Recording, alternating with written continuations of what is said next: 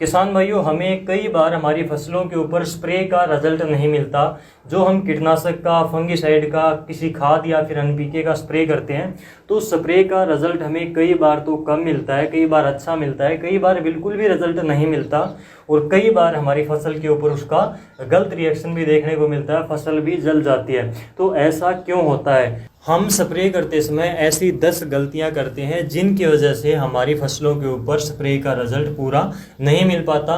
तो ये वीडियो देखने के बाद में आपको पता चलेगा कि आपने कौन सी गलतियां करी हैं जिसकी वजह से आपको रिजल्ट स्प्रे का कम मिल रहा है। सबसे पहली गलती की अगर हम बात करें तो हम गलत समय के ऊपर स्प्रे करते हैं। ज़्यादा धूप में और दोपहर के टाइम पर आपको स्प्रे नहीं करना चाहिए, इससे भी स्प्रे का रिजल्ट कम होता है। तो आपको सुबह जब आपकी फसल पूरी तरह से ओस से सूख जाती है, यानी कि पौधे के ऊपर ओस का पानी बिल्कुल भी नहीं होना चाहिए, उसके बाद में आप स्प्रे कर सकते हो। और शाम को सूर्य ढलने से पहले, सूरज डूबने से पहले आप स्प्रे करते हो तो उसका रिजल्ट काफ़ी अच्छा मिलता है। बल्कि शाम का समय तो स्प्रे करने के लिए और भी अच्छा माना जाता है सूर्य डूबने से पहले। अगली जो मिस्टेक हम करते हैं कि इंसेक्टिसाइड को, यानी कि कीटनाशक को, फंगिसाइड को और एनपीके या खाद को हम मिक्स करके स्प्रे करने की कोशिश करते हैं। तो यहाँ पर हम सबसे बड़ी गलती करते हैं। एक तो आप जितने ज़्यादा टेक्निकल को, जितनी ज़्यादा स्प्रे को मिक्स करोगे उतना रिजल्ट कम होता जाएगा। और कुछ ऐसी स्प्रे होती हैं जिनको मिक्स करने से उनमें विपरीत रिएक्शन होता है और वो फसल के ऊपर भी नुकसान करती हैं। कुछ ऐसी खाद होती हैं जिनको मिक्स करने से उनमें विपरीत रिएक्शन होता है और वो फसल को जला देती हैं। जैसे कि कॉपर ऑक्सीक्लोराइड जो फंगिसाइड आता है, उसको हम किसी दूसरे कीटनाशक के साथ में मिक्स नहीं कर सकते। उसको किसी जो एंटीबायोटिक आते हैं उनके साथ में केवल मिक्स किया जा सकता है। जैसे कि स्ट्रेप्टोमाइसिन आता है, उसके साथ में हम मिक्स करते हैं तो अच्छा रिजल्ट देता है, लेकिन किसी कीटनाशक के साथ में उसको मिक्स नहीं करना चाहिए। आपका घोल फट जाएगा, फसल के ऊपर नुकसान भी हो सकता है। दूसरा, हम कई बार एनपीके का स्प्रे करते हैं, जैसे कि 05234 है, उसके साथ में हम जिंक सल्फेट डालते हैं, मैग्नीशियम सल्फेट डालते हैं। तो ये भी हमारी फसल के लिए हानिकारक है, नुकसान कर सकता है, आपका रिजल्ट कम होगा, घोल भी फट सकता है। हाँ, फास्फोरस के साथ में आप चिलेटेड जिंक डाल सकते हैं 12% वाला, वो फास्फोरस के साथ में रिएक्शन बिल्कुल ही कम करता है, तो उससे नुकसान नहीं होता। तो ये चीज़ आप ज़रूर ध्यान रखें। इसके अलावा जो कैल्शियम नाइट्रेट है, उसको अगर हम बोरोन के अलावा दूसरी खाद के साथ में मिक्स करेंगे तो हमारा घोल फट जाता है और ये कई बार फसल के ऊपर भी नुकसान कर सकती है। तो हमें इसके साथ में दूसरी खाद को मिक्स नहीं करना चाहिए। तो इस प्रकार से दवाई के साथ में दूसरी दवाई को मिक्स करने से पहले और खाद के साथ में दूसरी खाद को मिक्स करने से पहले उसके बारे में हमें पूरी जानकारी होना चाहिए कि ये इसके साथ में कम्बिनेशन ठीक रहेगा या फिर नहीं, ये इसके साथ में नुकसान तो फसल के ऊपर नहीं कर देगा। तो ये चीज़ आपको थोड़ा पता होना चाहिए। इसके बाद में जो तीसरी मिस्टेक हम करते हैं कि कीटनाशक दवाइयों के टेक्निकल नाम के आगे उसमें फॉर्मुलेशन लिखा होता है। जैसे कि ये दवाई इसी फॉर्मुलेशन में है, 80 फॉर्मुलेशन में आती है, WG फॉर्मुलेशन में आती है। ये फॉर्मुलेशन में आपको जब भी कोई दवाई के बारे में, टेक्निकल नाम के बारे में बताता हूँ तो उसकी फॉर्मुलेशन ज़रूर बताता हूँ। तो जैसे कि कोई दवाई अगर इसी फॉर्मुलेशन में आती है तो वो आपके पानी में जल्द ही घुल जाएगी, और जो 80 फॉर्मुलेशन में आती है तो ये पानी में जल्दी नहीं घुलेगी। ये दवाई ये पानी में घुलने के लिए टाइम लेगी, तो इसको थोड़ा आपको ज़्यादा घोलना पड़ेगा। इसके अलावा जो WG फॉर्मुलेशन में आती है, यानी कि जो भुजिया टाइप में आती है, कई बार पाउडर फॉर्म में आती है, तो इनको आपको अच्छे से पानी में मिक्स करके पूरी दवाई आपकी पानी में पूरी तरह से घुलनी चाहिए। उसके बाद में ही आपको स्प्रे करना चाहिए। जल्दबाजी में तुरंत दवाई डालकर इसका स्प्रे आपको नहीं कर देना है। उसको पूरा दवाई को घुलने के लिए आपको टाइम देना चाहिए और उसको पूरा मिक्स करना चाहिए अच्छे से पानी के साथ में।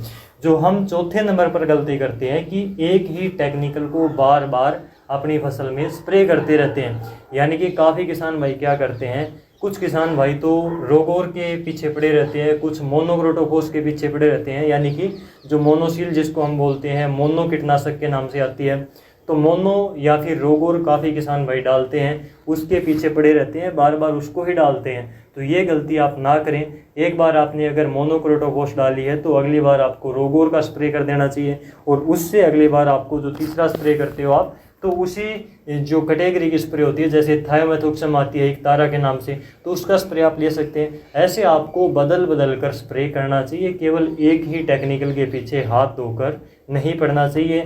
इसके बाद में नंबर 5 पर जो हम मिस्टेक करते हैं वो पानी की मात्रा गलत लेते हैं। कई बार पानी की मात्रा कम ले लेते हैं। 100 लीटर पानी बताया जाता है तो आप क्या करते हैं 70-80 लीटर ही डालते हैं। अगर 150 लीटर पानी बताया जाता है तो आप क्या करते हैं उसमें मुश्किल से 100 लीटर पानी ही डालते हैं। यानी कि जो 15-16 लीटर वाला स्प्रे पंप आता है उसको किसान 1 एकड़ में क्या करता है 4-5 पंप ही डालता है, ज़्यादा से ज़्यादा 6 पंप डाल देता है। तो ये सही नहीं होता। कम से कम 1 एकड़ में आपको 120 लीटर पानी तो डालना ही चाहिए। 120 लीटर से लेकर 150 लीटर पानी आपको नॉर्मली सभी दवाइयों के साथ में 1 एकड़ में डालना चाहिए। तो दवाई की डोज के हिसाब से आपको पानी की मात्रा का ध्यान रखना है। ये बात आप ज़रूर ध्यान रखें, यहाँ पर काफ़ी किसान भाई गलती करते हैं। जो अगला हमारा पॉइंट आता है कि हम दवाई की डोज सही नहीं रखते। ये पॉइंट अलग से मैंने इसलिए लिया है ताकि आपको अच्छे से क्लियर हो सके कि दवाई की मात्रा सही रखना कितना ज़रूरी होता है। हम कई बार क्या करते हैं ये सोचते हैं कि अभी बीमारी का प्रकोप इतना ज़्यादा है नहीं, तो 1 एकड़ की दवाई हम 1.5 एकड़ में डाल देते हैं, 2 एकड़ में डाल देते हैं। और कई बार क्या करते हैं कि कीटों का अटैक ज़्यादा हो गया है, बीमारी का अटैक ज़्यादा है, तो हम दवाई की डोज भी 1.5 गुना कर देते हैं, कई बार 2 गुना कर देते हैं, डोज ज़्यादा बढ़ा देते हैं दवाई की। तो वो हमारी फसल को नुकसान करती है।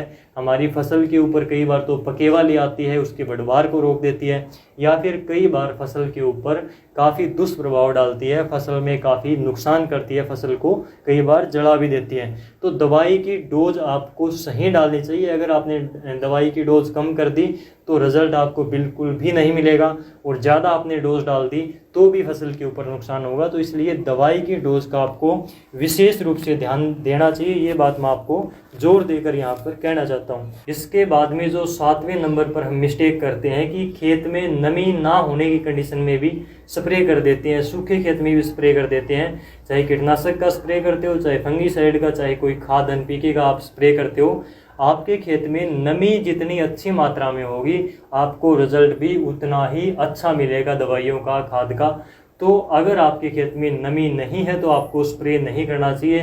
पहले आपको पानी देना चाहिए फसल में, उसके बाद में आपको ऊपर से 1 दिन के बाद में, चाहे 2 दिन के बाद में, जब आप चाहें उसमें स्प्रे कर सकते हैं। तो नमी की मात्रा जितनी अच्छी होगी रिजल्ट उतना अच्छा मिलेगा। ये बात आप अपने ध्यान में ज़रूर रखना। इसके बाद में 8वें नंबर पर जो गलती करते हैं उसमें भी हमें काफ़ी नुकसान होता है, क्योंकि आजकल ट्रैक्टर वगैरह से स्प्रे काफ़ी होती है। तो जो 500 लीटर वाला ढोल होता है ट्रैक्टर का, उस ढोल में हम क्या करते हैं, जैसे कि NPK के साथ में दूसरी खाद का स्प्रे करते हैं, तो पहले हम उसी ढोल में NPK डाल देते हैं, फिर ऊपर से हमने जिंक डाल दिया, मैग्नीशियम डाल दिया, बोरोन डाल दिया।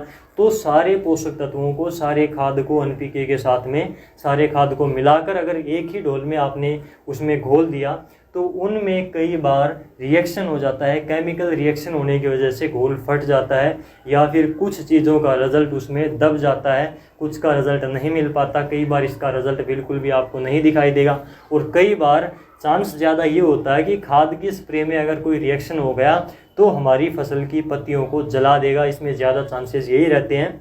तो इसलिए चाहे कोई दवाई आप मिक्स करते हो, चाहे खाद के साथ में कोई खाद या दवाई मिक्स करते हो, तो इनका घोल आपको अलग अलग बर्तन में बनाना चाहिए। और जो दवाइयाँ जो खाद हम मिला सकते हैं उनको अलग अलग बर्तन में घोल बनाकर उसका तुरंत हम स्प्रे पंप के अंदर अगर डालकर स्प्रे कर देते हैं तो उसमें रिएक्शन होने की गुंजाइश काफ़ी ज़्यादा कम हो जाती है, न के बराबर हो जाती है। तो इस चीज़ का ध्यान रखें। अगर हम किसी चीज़ को किसी चीज़ में मिक्स करके स्प्रे करते हैं तो उनका घोल आपको कम से कम अलग ही बनाना चाहिए। इसके बाद में 9वें नंबर पर जो हम स्प्रे करते समय पर कमी महसूस करते हैं कि आप स्प्रे के साथ में सिलिकॉन चिपको का प्रयोग नहीं करते, स्टिकर का प्रयोग नहीं करते। ये जो समय है बारिश का समय है, और कई बार बारिश स्प्रे के बाद में हो जाती है तो हमें स्प्रे का रिजल्ट नहीं मिल पाता, महंगे स्प्रे भी हमारे व्यर्थ चले जाते हैं, रिजल्ट नहीं आता। तो आप अगर स्प्रे के अंदर सिलिकॉन बेस्ड कोई चिपको या फिर स्टिकर मिलाकर स्प्रे करते हो तो एक तो अगर स्प्रे करने के बाद में बारिश हो जाती है कम टाइम के अंदर तो रिजल्ट कम होने के चांस कम हो जाते हैं, उसका रिजल्ट हमें अच्छा मिल पाता है। दूसरा, सिलिकॉन बेस्ड अगर चिपको आपने मिला दिया स्प्रे के अंदर, कीटनाशक के अंदर, तो वो हमारी स्प्रे पूरी अच्छी प्रकार से पत्ते के ऊपर फैल जाती है, पत्ते के अंदर तक चली जाती है।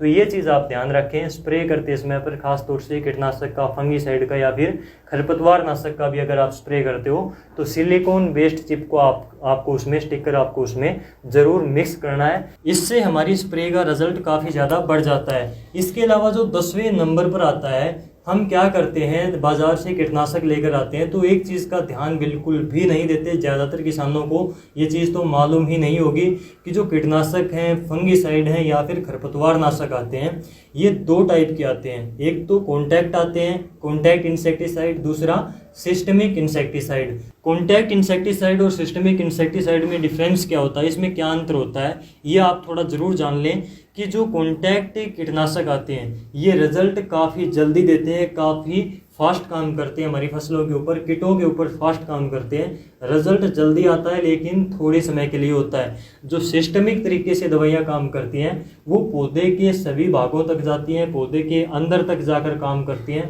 और उनका रिजल्ट थोड़ा लेट हो सकता है। मान लीजिए कॉन्टैक्ट का आज ही रिजल्ट आया तो सिस्टमिक दवाई का 1-2 दिन बाद हमें रिजल्ट दिखाई दे सकता है, लेकिन उसका रिजल्ट पूरे पौधे के अंदर काफ़ी लंबे समय तक बना रहता है। तो इस प्रकार से दवाइयाँ 2 प्रकार से काम करती हैं, कॉन्टैक्ट तरीके से और सिस्टमिक तरीके से।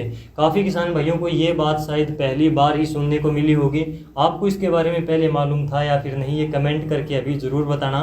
और अगर आपको ये जानकारी हेल्पफुल लगी हो, अच्छी लगी हो किसानों के लिए, अगर ये चीज़ फ़ायदेमंद साबित हो सकती है तो इसको दूसरे किसानों तक ज़रूर शेयर करना, ज़रूर पहुँचाना, ताकि उनको भी ये जानकारी मिल सके।